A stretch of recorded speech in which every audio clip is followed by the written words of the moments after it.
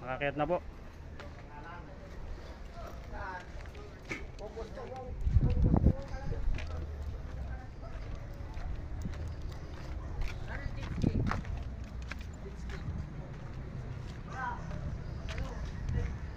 Idol.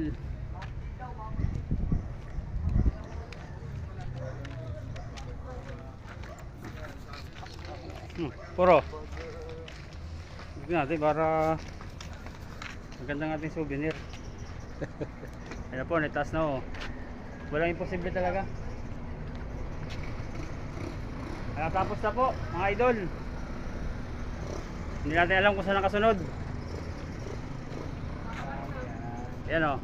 Tatapos na po mga idol. Konting kimpot pa. Happy Friday!